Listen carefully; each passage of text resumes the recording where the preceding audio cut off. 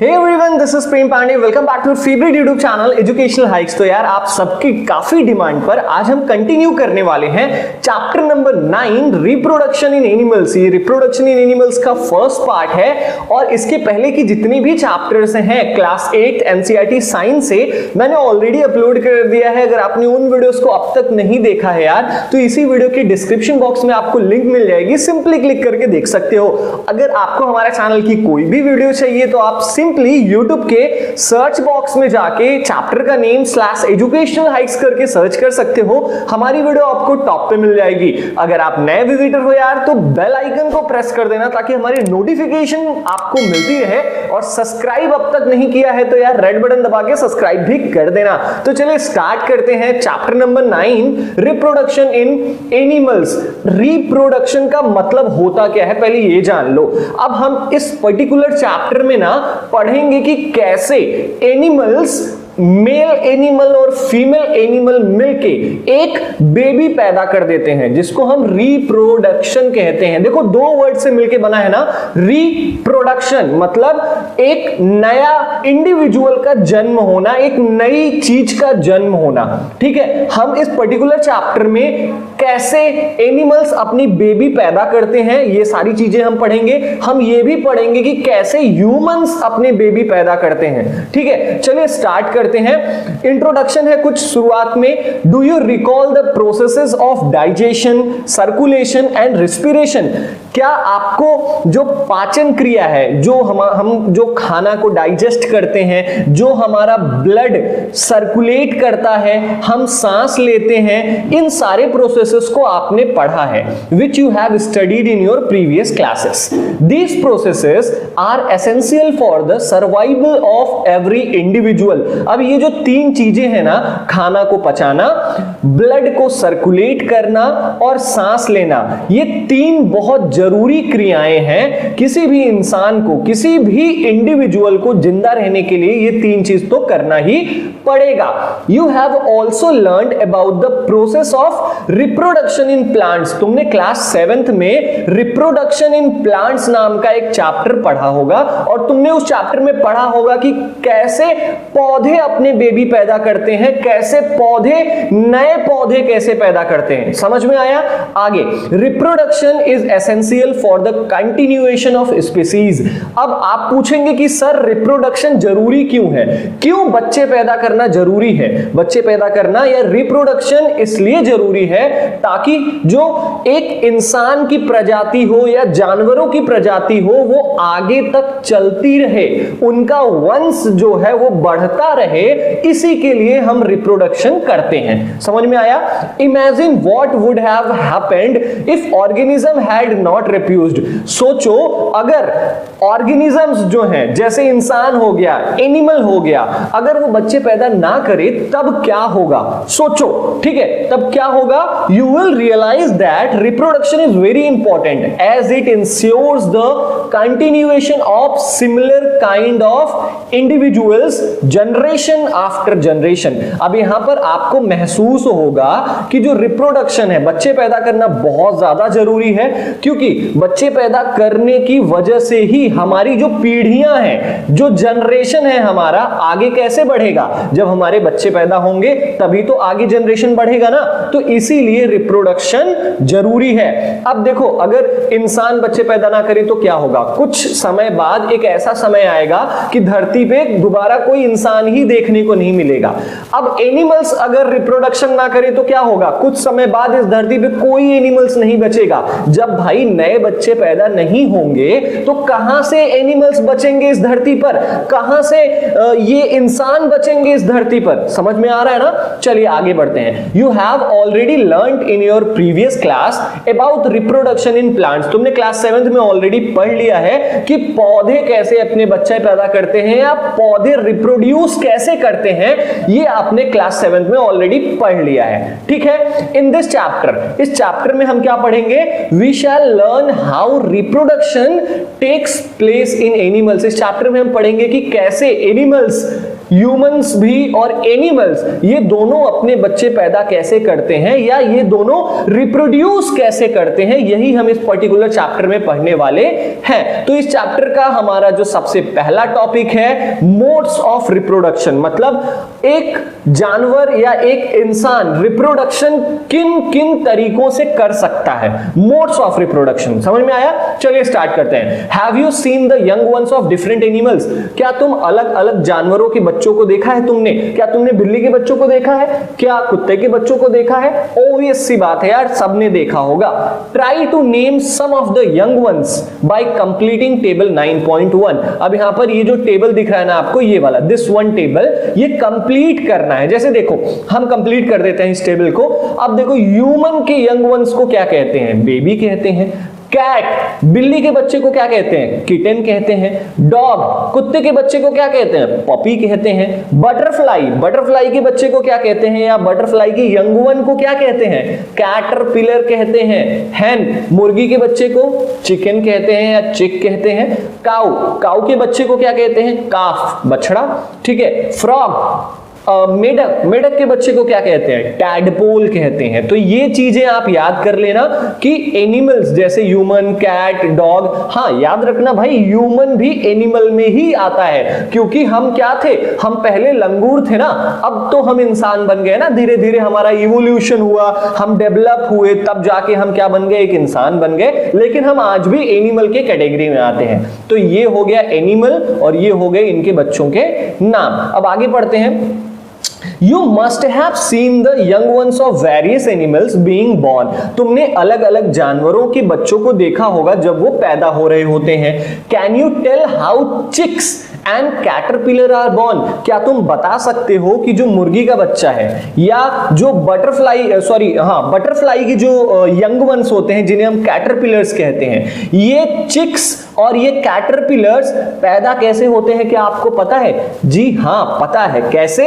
ये पूरा प्रोसेस होता है कुछ दिनों का। जैसे कैटरपिलर, एक बटरफ्लाई, एक एडल्ट बटरफ्लाई 21 दिनों में बनती है। पहले थोड़ा छोटा, फिर थोड़ा बड़ा, फिर थोड़ा बड़ा, फिर टैडपोल बनता है, फिर जाके वो क्या बनता है, ठीक है, आगे फिर फ्रॉग बनता है। तो फ्रॉग और बटरफ्लाई और हैन, इन सबके जो यंग वंस है ना, वो क्या होते हैं? कुछ टाइम के बाद एक पूरा यंग इंडिविजुअल बनते हैं। तो हम इस तरीके के बारे में आगे इस पूरा चैप्टर में पढ़ेंगे, लेकिन आगे पहले कंटिन्यू करते हैं इस चैप्टर को। How are kittens and puppies born? जो ये बिल्लियों के बच्चे होते हैं और जो कुत्तों के बच्चे होते हैं वो कैसे पैदा होते हैं? ये तो बहुत नॉर्मल सी बात है। ये कैसे पैदा होते हैं भाई? जैसे वो छोटे होते हैं, जैसे एक बड़ा डॉग हो गया, एक बड़ी कैट हो गई, तो वो एक छोटे कैट या छोटे डॉग को जन्म देती है, ठीक है। Do you think that these young ones looked the same before they were born as they do now?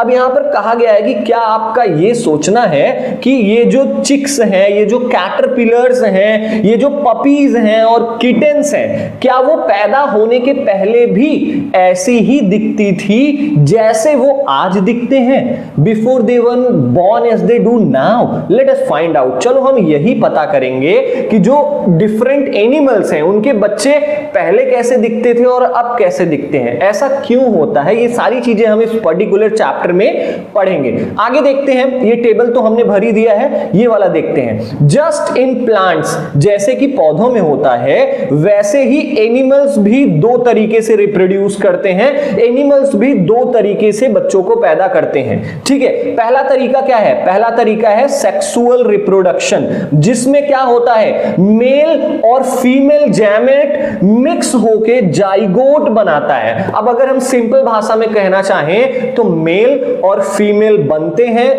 मिलते हैं, तब जाके एक नया बेबी पैदा होता है। इसी को हम सेक्सुअल रिप्रोडक्शन कहते हैं। एसेक्सुअल रिप्रोडक्शन क्या होता है? एसेक्सुअल रिप्रोडक्शन जिसमें केवल वन पेरेंट की जरूरत होती है, चाहे वो मदर पेरेंट्स की जरूरत होती है बच्चे पैदा करने के लिए, मतलब उसमें दो लोगों की जरूरत नहीं होती, उसी को हम एसेक्सुअल रिप्रोडक्शन कहते हैं। इन दोनों के बारे में हम आगे बहुत अच्छे से पढ़ेंगे। जैसे हमारा अगला पॉइंट है सेक्सुअल रिप्रोडक्शन। हम इस पॉइंट में सेक्सुअल रिप्रोडक्शन के बारे में ज्यादा और भी बहुत सारी चीजें जानेंगे। चलिए स्टार्ट करते हैं। Try to recall reproduction in plants which you studied in class 7th। अब आप याद करो कि कैसे प्लांट्स में कैसे रिप्रोडक्शन होता था, जो तुमने क्लास 7th में ऑलरेडी पढ़ लिया है उसी को याद करो कि प्लांट्स में रिप्रोडक्शन कैसे होता था। कैसे होता था भाई प्लांट्स में रिप्रोडक्शन? क्या होता था कि दो पौधे हैं, अब वो सेक्सुअली रिप्रोड्यूस तो कर नहीं पाएंगे, ऐसा तो है नहीं ना कि ये पौधा जाएगा उससे मिलने, दोनों मिलेंगे तब जाके सेक्सुअल रिप्रोडक्शन होगा, ऐसा तो कुछ होता नहीं ना भाई। ये क्या करते हैं प्लांट्स, क्या करते हैं कि इंसेक्ट्स जो होते हैं वो पॉलन ग्रेन एक फ्लावर से दूसरे फ्लावर पर ट्रांसफर करते हैं, जिसे हम क्या कहते हैं? Asexual mode of reproduction.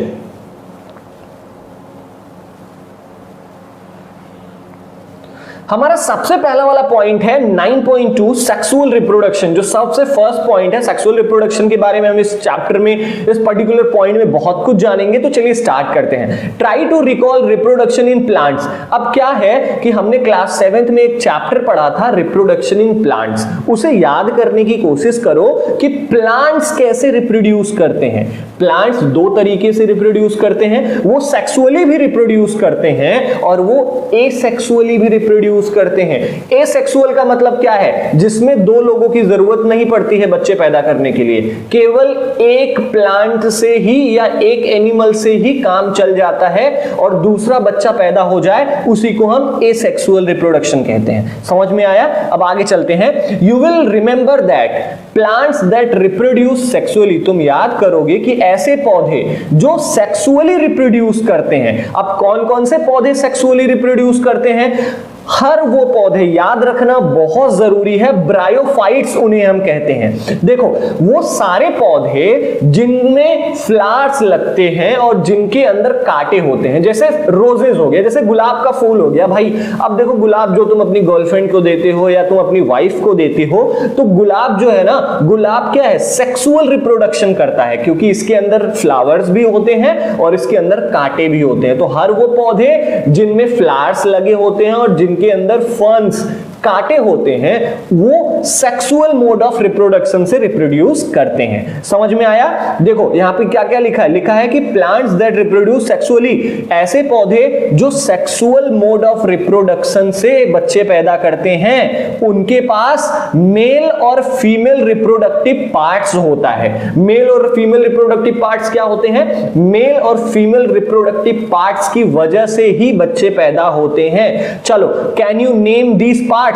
क्या आप प्लांट्स के मेल और प्लांट्स के फीमेल रिप्रोडक्टिव प्लांट का नाम बता सकते हो? तो चलो मैं आपको बताता हूं। प्लांट्स के मेल रिप्रोडक्टिव ऑर्गन का नाम है स्टेमन और प्लांट्स के फीमेल रिप्रोडक्टिव पार्ट का नाम है पिस्टिल। याद रहेगा, इसका मेल रिप्रोडक्टिव पार्ट को हम कहते हैं स्टेमन और फीमेल रिप्रोडक्टिव पार्ट को हम कहते हैं पिस्टिल। समझ में आया? Can you name these parts? हमने बता दिया आपको। इन एनिमल्स ऑल्सो, और सेम इसी तरीके से जानवरों में भी मेल और female have different reproductive parts और ऑर्गन्स। इन पौधों की तरह ना जानवरों में भी, जानवर चाहे वो मेल जानवर हो, चाहे वो ऐसे कह सकते हो नर हो, चाहे वो मादा हो, दोनों में, नर मादा मतलब समझ रहे हो ना, लड़का लड़की, चाहे वो लड़के का रिप्रोडक्टिव ऑर्गन हो चाहे वो लड़की का रिप्रोडक्टिव ऑर्गन हो, लेकिन होता जरूर है, तभी वो रिप्रोड्यूस करते हैं और एक नया बच्चा पैदा करते हैं। लाइक प्लांट्स, पौधों की तरह the reproductive parts in animals also produce gametes that fuse to form a zygote. यहां बहुत इंपॉर्टेंट बात कही गई है, कहा गया है कि पौधों की तरह एनिमल्स, चाहे वो मेल एनिमल हो चाहे वो फीमेल एनिमल हो, दोनों अपना अपना गैमेट्स गैमेट्स प्रोड्यूस करते हैं। गैमेट्स एक केमिकल होता है, चाहे वो मेल हो चाहे वो फीमेल हो, अगर वो रिप्रोड्यूस कर रहे हैं ना तो उन्हें गैमेट्स प्रोड्यूस करना होगा। अब ये गैमेट्स ना मिक्स हो जाते हैं, मिक्स होते हैं और क्या फॉर्म करते हैं, क्या बनाते हैं, जाइगोट बनाते हैं, एक नया केमिकल बनाते हैं जिसको हम जाइगोट कहते हैं। इट इज द जाइगोट, और यही जाइगोट आगे चलकर एक नया बेबी, एक नया इंडिविजुअल बन जाता है। समझ में आया? This type of reproduction beginning from the fusion of male and female gametes is called sexual reproduction. बहुत इंपॉर्टेंट बात है कि ऐसे प्रकार का रिप्रोडक्शन जिसमें मेल और फीमेल गैमेट्स मिक्स होते हों, फ्यूज होते हों, उन्हें हम सेक्सुअल रिप्रोडक्शन कहते हैं। बहुत सिंपल सी बात है, ऐसे टाइप ऑफ रिप्रोडक्शन जिसमें मेल गैमेट और फीमेल गैमेट मिक्स होके जाइगोट बना दें, उसी को हम क्या कहते हैं, सेक्सुअल रिप्रोडक्शन कहते हैं। Late us find out the reproductive parts in humans and study the process of reproduction in them. चलिए, अब हमने एनिमल्स के बारे में तो पता कर लिया कि एनिमल्स कैसे रिप्रोड्यूस करते हैं, कौन सा मोड्स ऑफ रिप्रोडक्शन होता है। अब हम पता करेंगे कि ये जो ह्यूमंस हैं, इनके रिप्रोडक्टिव ऑर्गन्स को हम क्या कहते हैं, ये कैसे होते हैं दिखने में। आप देख पा रहे हो, ये है हमारा मेल रिप्रोडक्टिव ऑर्गन और ये है फीमेल रिप्रोडक्टिव ऑर्गन। ये कैसे होते हैं देखने में हम ये पढ़ेंगे, और ये मेल और फीमेल ह्यूमंस रिप्रोड्यूस कैसे करते हैं, आप सिंपल भाषा में कह लो सेक्स कैसे करते हैं, जिससे एक नया बेबी पैदा हो जाता है। तो यही हम आगे पढ़ने वाले हैं। तो चलिए आगे बढ़ते हैं। The male reproductive organ include a pair of testis, 2 sperm ducts and a penis. अब यहां पर कहा गया है कि जो ये मेल रिप्रोडक्टिव ऑर्गन है, ये अब इसमें क्या क्या पाया जाता है ये बताया गया है। तो चलिए हम यहीं पे देख लेते हैं। सबसे पहला 2 टेस्टिस, 2 1 2, इसी को कहा गया है पेयर ऑफ टेस्टिस, और एक है स्पर्म डक्ट। देख लो 2, एक ये है स्पर्म की पाइप। स्पर्म डक्ट में क्या मतलब क्या होता है, जो टेस्टिस स्पर्म पैदा करती है वो स्पर्म इस डक्ट, इस पाइप से होते हुए गुजरता है। ये देख रहे हो, और इसी पाइप को हम क्या कहते हैं, हम इस पाइप को कहते हैं स्पर्म डक्ट। तो 2 स्पर्म डक्ट, 2 टेस्टिस और एक पेनिस पाया जाता है मेल रिप्रोडक्टिव ऑर्गन में। The testis produce the male gametes called sperms. अब ये जो टेस्टिस होती है ना, ये एंड ये मेल, जो मैंने बताया था ना कि मेल और फीमेल को रिप्रोड्यूस करने के लिए गैमेट्स की जरूरत पड़ती है। Male gametes female gametes mix होता है, तब जाकर कहीं जाइगोट बनता है। तो जो मेल गैमेट्स है वो यहीं पर प्रोड्यूस होता है, और मेल गैमेट्स को हम क्या कहते हैं, हम स्पर्म्स कहते हैं। जो मेल गैमेट्स है उसको हम स्पर्म्स कहते हैं, और ये प्रोड्यूस कौन करता है, ये यहां पर टेस्टिस में प्रोड्यूस होता है। समझ में आया? आगे चलते हैं। Millions of sperms are produced by the testis. अब ये जो पेयर ऑफ टेस्टिस है ना, वो कई लाखों स्पर्म्स एक साथ प्रोड्यूस करती हैं। Look at figure 9.2। ये जो फिगर 9.2 आप देख पा रहे हो ना, इसमें आप देखो, क्या देखोगे, which show the picture of sperm. ये पूरी स्पर्म की पिक्चर है कि जो मेल गैमेट्स होता है, जिसे हम स्पर्म कहते हैं, ह्यूमन स्पर्म कहते हैं, वो कैसा दिखने में होता है। तो बिल्कुल ऐसा ही होता है दिखने में। 2 sperms are very small in size. चूंकि ये जो इनकी साइज होती है इन स्पर्म्स की, वो बहुत छोटी होती है, लेकिन फिर भी हर एक स्पर्म के पास अपना हेड, देख रहे हो, ये अपना हेड, इनका मिडिल पीस, फिर इनका टेल, ये हर स्पर्म में होता ही होता है। याद रखो, जो मेल टेस्टिस होते हैं ना, ये मेल टेस्टिस, ये क्या पैदा करते हैं, ये स्पर्म्स पैदा करते हैं, और ये स्पर्म्स यहां पर दिखाया गया है। स्पर्म्स के 3 हिस्से होते हैं, हेड, मिडिल पीस और टेल। इनका क्या क्या काम होता है मैं आपको बता देता हूं। ये जो हेड होता है ना, ये जेनेटिक इंफॉर्मेशन कैरी करता है। मिडिल पीस क्या करता है, ये इस स्पर्म को एनर्जी देने का काम करता है। और टेल का क्या काम है, जैसे ये देख रहे हो आप एक स्नैक की तरह है, जैसे स्नैक का जो पूंछ होता है, जो स्नैक की टेल होती है, वो स्नैक को मूवमेंट में मदद करती है ना,